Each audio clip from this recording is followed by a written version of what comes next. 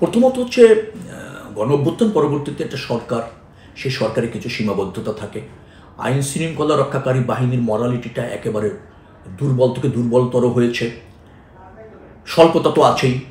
আর যারা এখন কর্মস্থলে আছে তাদের নৈতিক স্খলন আমি বলবো না, তবে খুব রাষ্ট্রের হয়ে দায়িত্বের সাথে কাজ করার জায়গায় কমিটমেন্টের অভাবও আছে, কিছুটা কিংকর্তব্য বিমূঢ় আছে।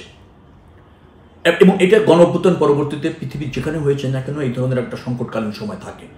সেই জায়গা থেকে আমি বলবো যে সরকারের চেষ্টা আছে, কিন্তু সফলতার জায়গায় ঘাটতি আছে, সমন্বয়ের অভাব আছে।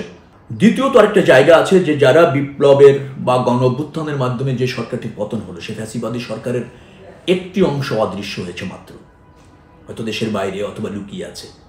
বাকি তাদের শুভানুধ্যায়ী, তাদের ধরেন সুবিধাভোগী, তাদের যে দুর্বৃত্তায়ন সব শ্রেণী পেশার বা সব সেক্টরে, সেটা কিন্তু প্রতিষ্ঠিত রয়েছে। অতএব সেখানেও ওই সরকারকে ব্যর্থ করার জন্য একটা কূটকৌশল, অত ধরেন অপচেষ্টা, অপপ্রচার আছে। তো সেক্ষেত্রে কিছু সীমাবদ্ধতাও আছে, এটা তো অস্বীকার করা যাচ্ছে না। আমি আবারও বলি, গণঅভ্যুত্থান পরবর্তী একটা সংকটকালীন সময়, সংকট সব কিছুর মধ্যেই আছে। আবার যে ফ্যাসিবাদী শাসক গোষ্ঠীর পতন হয়েছে, তাদের দোসর, তাদের সুবিধাভোগী, তাদের দুর্বৃত্তরা দেশে আইন শৃঙ্খলা পরিস্থিতির অবনতি করে এই সরকারকে ব্যর্থ করার একটা চেষ্টা করতে চাইবে, সেই চ্যালেঞ্জও আছে। আর আপনি যদি একটা গ্রহণযোগ্য নির্বাচন করতে চান, তো তার পূর্ব শর্ত হচ্ছে আইন শৃঙ্খলা পরিস্থিতির উন্নতি। আবার যদি আপনি দ্রব্যমূল্যের জায়গা যান, মুদ্রাস্ফীতির জায়গা যান, সেটাও বেড়ে চলেছে, সাধারণ মানুষের কষ্ট হচ্ছে। তো সবার আগে হচ্ছে মানুষের ভালো থাকা সবচেয়ে বড় সংস্কার। আর নির্বাচন গ্রহণযোগ্য করবার জন্য কিছু সংস্কারের প্রয়োজন আছে, সেটা তো রাজনৈতিক দলগুলি একমত হয়েছে, এবং সেই সংস্কারগুলি করবার ক্ষেত্রে সরকারকে সমর্থন আমরা জানাচ্ছি। কালেক্ষেপণ কাম্য নয়, যা যা করার দ্রুত করতে হবে, এবং একটা গ্রহণযোগ্য নির্বাচন করে নির্বাচিত সরকারের কাছে ক্ষমতা হস্তান্তর করতে হবে। কারণ নির্বাচিত সরকারই রাষ্ট্র ব্যবস্থাপনার বৈধ কর্তৃপক্ষ। সবচেয়ে বড় কথা হচ্ছে নির্বাচিত সরকারের জনব্যবস্থাপনা রাষ্ট্র ব্যবস্থাপনার মধ্যে একটু পার্থক্য আছে। জনব্যবস্থাপনায় তার প্রত্যক্ষ অংশগ্রহণ থাকে, কারণ নির্বাচিত সরকারের জনপ্রতিনিধিরা জনগণের সাথে সম্পৃক্ত থাকে। আবার যারা বিরোধী দল হয় তাদেরও জনগণের সাথে একটা সম্পৃক্ততা থাকে, যার ফলে ওই কাজটি শুধু আইন শৃঙ্খলা রক্ষাকারী বাহিনীর উপর পড়ে না, জনপ্রতিনিধিদের উপর পড়ে, এবং তারা যে কোনো শান্তি শৃঙ্খলা বজায় রাখতে বা রক্ষা করতে সক্ষম হয়। সেই ঘাটতিটা কিন্তু এখন আছে, যার ফলে আপনি যদি স্বস্তি চান, আপনি জনমনে স্বস্তি চান, জনমনে শান্তি চান, এবং দুষ্কৃতকারীদেরকে নিবৃত্ত করতে চান, তাহলে একটা সামাজিক জোরালো অবস্থানেরও প্রয়োজন আছে প্রশাসনের বাইরে। সেই জায়গায় একটা ঘাটতি আছে। এই জন্য আমি মনে করি যে একটা দ্রুত গ্রহণযোগ্য নির্বাচনের মাধ্যমে জনগণের প্রতিনিধিত্ব করে জনরায় ভিত্তিতে একটা সরকার রাষ্ট্র পরিচালনা করলে এই পরিস্থিতির উন্নতি হবে। ডেভিল হান্টের কথা বলা হচ্ছে, সেখানে এখনো পর্যন্ত আমার কাছে কিছুটা অগোছালো মনে হচ্ছে। আপনি পর্যাপ্ত তথ্য উপাত্ত সংগ্রহ করে দুষ্কৃতকারীদের চিহ্নিত করে সুনির্দিষ্টভাবে যদি আপনি গ্রেপ্তার করতে পারেন, আর বিদ্যমান থানা, আইন শৃঙ্খলা রক্ষাকারী বাহিনী এরা যদি সর্বোচ্চ দায়িত্ব নিয়ে কাজ করে রাষ্ট্রের হয়ে, আমার বিশ্বাস যে অল্প সময়ের মধ্যে এই পরিস্থিতির উন্নয়ন করা সম্ভব, এবং নিশ্চয়ই সরকার সে ব্যাপারে মনোযোগী হবে। ইতিমধ্যে সরকার ডিসেম্বরকে টার্গেট করে নির্বাচনের প্রস্তুতি নিচ্ছে, নির্বাচন কমিশন এবং সরকার। তো ডিসেম্বরের মধ্যে নির্বাচন করতে পারলে সেটা আমার কাছে মনে হয় যে একটা যৌক্তিক সময় সরকার পাচ্ছে। প্রয়োজনীয় সংস্কার, অতীব প্রয়োজনীয় সংস্কার, একটা নির্বাচনের পরিবেশ, সব দলের অংশগ্রহণের একটা আবহ, এবং ভোটারদের উৎসাহ উদ্দীপনার মাধ্যমে জনপ্রতিনিধি বেছে নেওয়ার সুযোগ, এগুলি নিশ্চিত করা সম্ভব হবে এই সময়ের মধ্যে, অর্থাৎ এটা যথেষ্ট সময়, যার ফলে ডিসেম্বরে নির্বাচন হচ্ছে এটা আমরা ধরে নিচ্ছি। হ্যাঁ, সরকারের স্পষ্ট করা উচিত ছিল, হলে স্থিতিশীলতা আসতো। কিন্তু সরকার যেহেতু আমার কাছে মনে হয়েছে যে বাংলাদেশের সামগ্রিক রাজনীতির প্রতি একটা অনীহা, রাজনীতির প্রতি একটা বীতশ্রদ্ধা, সরকারের একটা অংশের মাঝে মাঝে মনে করা যে তারাই অপরিহার্য, তারাই শিরোধার্য, তারাই বিজ্ঞ, তারাই জানেন, তারাই পারেন, তারাই সার্বজনীন, এই ধরনের একটা চিন্তা সরকারের মধ্যে কাজ করলেও করতে পারে।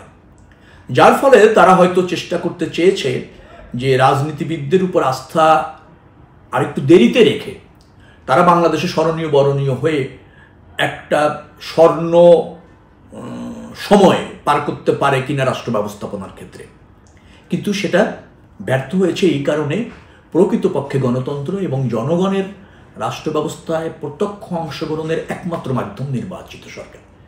তো সেটি ছাড়া যে রাষ্ট্র ব্যবস্থাপনা করা যায় না সেটা আরও দৃঢ় হয়েছে এবং প্রমাণিত হয়েছে, যার ফলে মনে হয় সরকার এখন উপলব্ধি করছেন যে দ্রুত তারা নির্বাচন দিয়ে জনগণের নির্বাচিত প্রতিনিধিদের কাছ থেকে ক্ষমতা হস্তান্তর করবা এখন সময়ের দাবি, জনগণের দাবি, এটা উপলব্ধি তাদের হয়েছে। আমি কখনো সবসময় সরকারকে সহযোগিতা করার পক্ষে, এবং আমাদের দলও তাই করেছে, সব রাজনৈতিক দল করেছে, কিন্তু সেই সহযোগিতাটাকে তারা যদি ইতিবাচকভাবে দেখে তাহলে রাষ্ট্রের কল্যাণ হবে, রাষ্ট্র সেফ হবে। আর সেটি না হলে রাষ্ট্রে আবার অরাজকতা তৈরি হবে।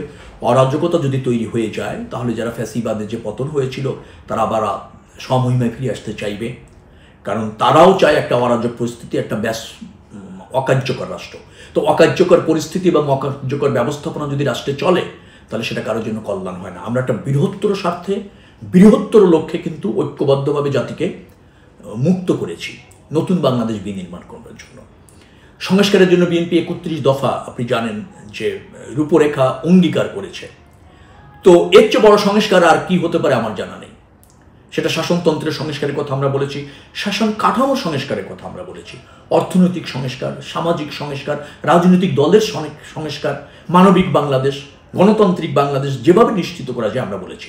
এবং আমরা কিন্তু এটা অঙ্গীকারবদ্ধ, আমরা একটা প্রতিশ্রুতি না, এটা একটা রূপরেখা আগামীর বাংলাদেশ।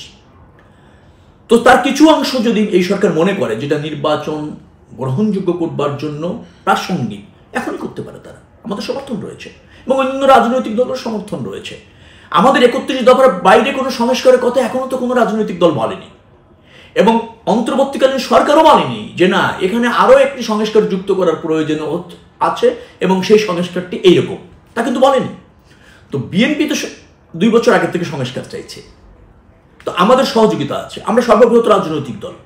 আমরা রাজনীতি করি হচ্ছে কি, জনগণের ম্যান্ডেট নিয়ে ক্ষমতায় গিয়ে জনগণের জন্য আমাদের যে কর্মসূচি আছে সেটা বাস্তবায়ন করবার জন্য, আমাদের যে প্রতিশ্রুতি আছে সেটা বাস্তবায়ন করার জন্য। তো আমরা তো চাইবো যে নির্বাচিত সরকার রাষ্ট্র ব্যবস্থাপনা করবে। আমরা রাজনৈতিক দল করেছি কেন, আমরা রাজনীতি করি কেন? কারণ জনগণের প্রতি আমাদের কমিটমেন্ট আছে, এবং সেই কমিটমেন্ট বাস্তবায়ন আমরা করব তখনই করতে পারি যখনই জনগণ আমাদেরকে নির্বাচিত করে ক্ষমতায় আসীন করেন। তো রাজনৈতিক দল হিসেবে সেটাই আমাদের চাওয়া, জনগণের পাশে আমরা আছি, থাকতে চাই, নির্বাচিত হয়ে জনসেবায় ব্রত থেকে জনকল্যাণ, জনসমৃদ্ধি নিশ্চিত করতে চাই। তো আমার বিশ্বাস অন্তর্বর্তীকালীন সরকার এবং সব শ্রেণী পেশার মানুষ সেটা উপলব্ধি করে, এবং তারা মনে করে এখন যে একটা নির্বাচিত সরকার জনরায়ের ভিত্তিতে রাষ্ট্র ব্যবস্থাপনা করবে, সেটাই কাম্য, সেটাই ন্যায্য। অন্তর্বর্তীকালীন সরকারও আমার কাছে মনে হয়েছে সে ব্যাপারে সবসময় তারা কমিটেড ছিল, তারা ক্ষমতা প্রলং করবে এটা কখনো ভেবেছে বলে আমার কাছে মনে হয় না, অথবা ক্ষমতায় যে কোনো মূল্যে আসীন থাকবে এই সরকার, অন্তর্বর্তীকালীন সরকার, সেটা আমার কাছে মনে হয়নি। তবে তাদের কর্মর যে পরিকল্পনা সেটা একটু বিচ্ছিন্ন ছিল, এখন সমন্বিত। আর যে সংস্কারগুলি আর যে স্টেপগুলি তারা নিতে চেয়েছে সেইটা একটু সময় সাপেক্ষ হয়েছে, আরও অল্প সময় সেটা করার প্রয়োজন ছিল, কালেক্ষেপণ আছে আর কি। একটা রাজনৈতিক দল তারা বড় পরিসরে দেখতে চায় এবং সেক্ষেত্রে তাদের সমর্থন কিছুটা আছে, এটা প্রমাণিত হয়েছে। কিন্তু আমি সেটাগুলোকে ইতিবাচকভাবে দেখি যে রাজনৈতিক প্রতিযোগিতা থাকতে পারে, রাজনীতিতে কোনো ভ্যাকুম যদি তৈরি হয় তাহলে নিশ্চয়ই জনগণ বিকল্প পছন্দ করে নেবে, এই সুযোগও জনগণের থাকা উচিত।